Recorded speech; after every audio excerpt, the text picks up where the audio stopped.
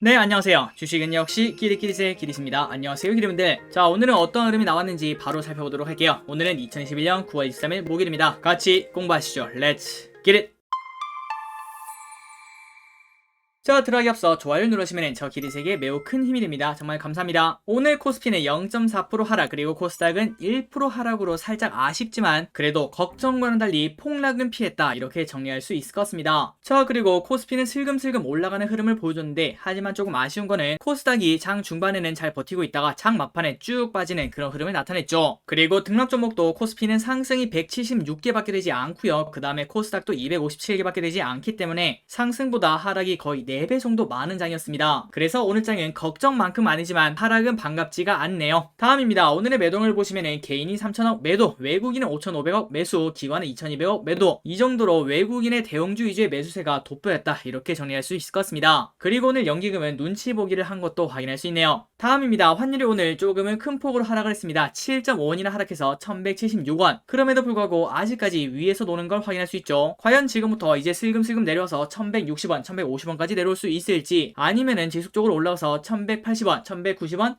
1200원까지 갈지, 이 부분을 매우 관심있게 봐야 될 것 같습니다. 다음으로 오늘 아시아 증시를 보도록 하겠습니다. 오늘 니케이는 휴장이었고요. 그 다음에 상해조합 항생은 오늘 장이 열렸는데, 장 초반에는 이렇게 상승 출발을 하다가 슬금슬금 내려오는 모습을 우리가 직접 확인할 수 있습니다. 이 부분을 보자면은 아직까지도 헝다 리스크는 끝나지 않았나, 이런 생각을 해볼 수 있을 것 같고요. 자, 관련 기사를 한번 보도록 할게요. 걱정 너무 컸다, 헝다 20%대 폭등을 하고 있다고 합니다. 그래서 이러한 흐름 때문에 상하이 종합지수는 0.4% 상승을 했다고 하고요. 그리고 홍콩 항생은 2% 이상 급등세로 거래를 시작을 했다고 합니다. 그리고 그 와중에 헝다그룹 주가도 20% 이상 폭등을 하고 있다고 하는데, 하지만 방금 전에 보다시피 항생지수가 슬금슬금 내려오는 걸 확인할 수 있었죠. 그리고 헝다그룹이 20%나 급등했기 때문에 야, 지금부터는 좀 좋은 흐름이 나타나는 거 아니야, 이렇게 볼 수 있겠지만, 자, 최근 5개월 정도의 차트를 보시면은 야, 이게 오른 건지 잘 모르겠습니다. 이렇게 한번 오르긴 했지만 아직까지도 계속 지속적으로 떨어지고 있다, 이렇게 볼 수 있겠죠. 그러니 지금부터 이러한 상승을 몇 번을 더 보여줘야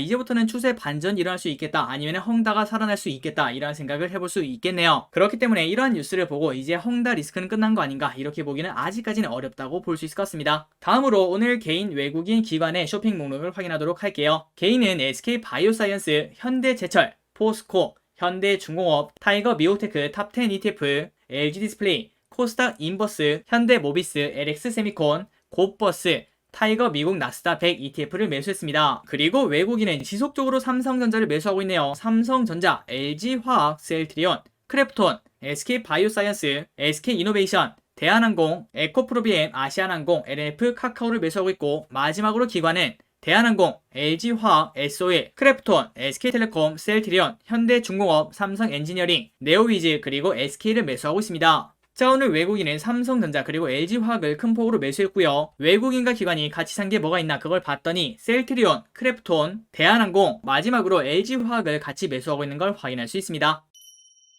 자, 오늘의 키워드로 넘어가도록 하겠습니다. 첫 번째는 항공앤 여행, 그리고 두 번째는 미디어 콘텐츠, 세 번째는 진단 키트. 이러한 뉴스가 나왔죠. 미국 11월부터 여행 규제 풀린다. 그리고 이제는 전 세계적으로 이러한 뉴스가 나올 거를 쉽게 생각해 볼 수 있습니다. 그래서 이러한 뉴스에 힘입어 에어부산 18%나 급등, 그리고 아시아나도 15% 급등하고 대한항공도 3.6%나 상승했네요. 다음으로 여행에 관련된 기업들도 좋은 흐름을 나타냈습니다. 모도투어 5% 상승, 노란풍선 4.7% 상승. 자, 아마도 기리분들이 몇 개월 전부터 이러한 흐름이 나올 거라는 거 예상을 충분히 하셨으리라 생각이 됩니다. 다음입니다. 연휴 사이에 대박이 난 게 하나 있죠. 오징어 게임. 자, 오징어 게임이 글로벌 1위를 달성하고 그 다음에 최초로 미국 넷플릭스 1위를 기록했다는 소식에 드라마 콘텐츠 관련주가 오늘 엄청나게 상승을 했습니다. 그러나 지금 봤을 때 직접적인 수혜주를 꼽기는 조금 힘들다고 볼 수 있는데, 그럼에도 불구하고 버킷 스튜디오 상한가 도착, 그리고 쇼박스도 상한가 근처까지 왔고요. 다음으로 덱스터도 5.7%나 상승을 했습니다. 그리고 스튜디오 드래곤은 조금 상승해서 2.3%, 마지막으로 에이스토리도 13%나 상승해서 좋은 흐름을 나타냈네요. 그리고 아마도 많은 기분들이 알고 계실 거라고 생각합니다. 지리산이라는 드라마가 곧 공개를 할 예정입니다. 10월 23일날 이렇게 공개를 한다고 하는데 이제부터 한 달이 남았다고 볼 수 있겠네요. 과연 에이스토리 그때까지 좋은 흐름을 나타낼지 한번 공부해보시면 좋을 것 같습니다. 다음 키워드는 진단 키트죠. 셀트리온 3% 상승. 자, 오랜만에 이렇게 상승한 이유가 무엇인가 그걸 봤더니, 자, 셀트리온 그룹이랑 그리고 휴마시스, 미국 국방부 진단키트 공급 소식에 동반 강세를 보여줬다고 합니다. 자, 그래서 이러한 진단키트 소식에 셀트리온 좋은 흐름을 나타냈고, 그리고 셀트리온 제약도 6.5% 상승, 휴마시스 26% 상승으로 오늘 좋은 흐름을 나타냈습니다.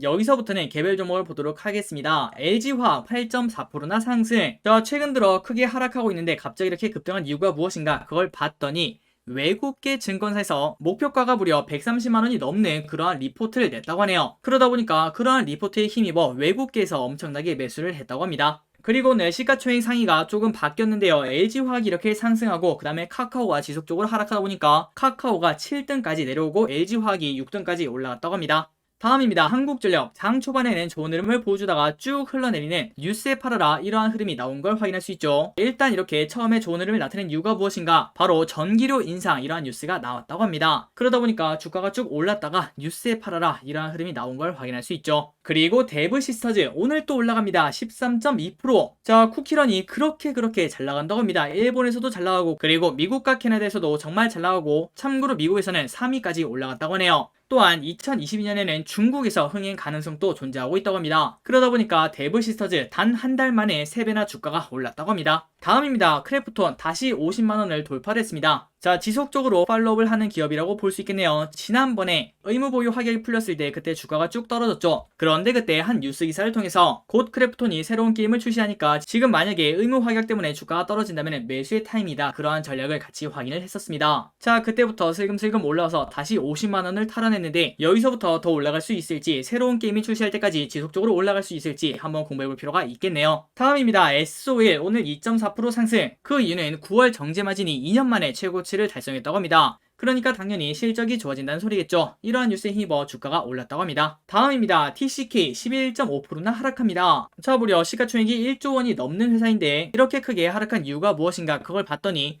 특허 패소를 했다고 하네요. 그래서 특허 소송에서 패소를 하다 보니까 독점력이 훼손될 수밖에 없다고 합니다. 그러다 보니 목표 주가를 25만에서 18만원으로 대폭 하향을 했다고 하네요. 다음으로 SK텔레콤 3% 상승으로 좋은 흐름을 보여줍니다. 지난번에도 같이 공부했다시피 인적 분할이 슬금슬금 다가오고 있죠. 그리고 포스코가 오늘 엄청나게 나쁜 흐름을 보여줬습니다. 마이너스 4% 하락. 자, 이렇게 포스코가 하락을 피하지 못한 이유가 무엇인가? 헝다 영향으로 하락을 피하지 못했는데요. 그런데 여기서 우리가 조금 질문이 생길 수 있습니다. 한일길이 헝다랑 포스코랑 무슨 상관이야? 그런데 헝다 자체 때문에 포스코가 크게 하락한 게 아니라 헝다 때문에 부동산 침체가 올 것이니까 상대적으로 철강 수요가 둔화될 것이다. 이런 아이디어 때문에 주가가 하락을 했다고 합니다. 그렇기 때문에 철강에 관련된 기업들이 좋은 흐름을 보여주지 않았고 당연히 부동산에 관련된 시멘트, 건설 업계도 오늘 주가 흐름이 좋지 않았습니다. 마지막입니다. 지속적으로 같이 봤던 부분이죠. 보호 예수가 풀리는 날 바로 오늘 SK바이오사이언스, 아주스틸이 있었는데 이 두 기업 전부 다 큰 폭의 하락을 피하지 못했습니다. 자, 그러니까 이제 보호 예수 때문에 주가가 하락했으니까 지금부터 다시 매수를 해야 되는가? 이러한 전략은 공부를 해볼 필요가 있겠죠.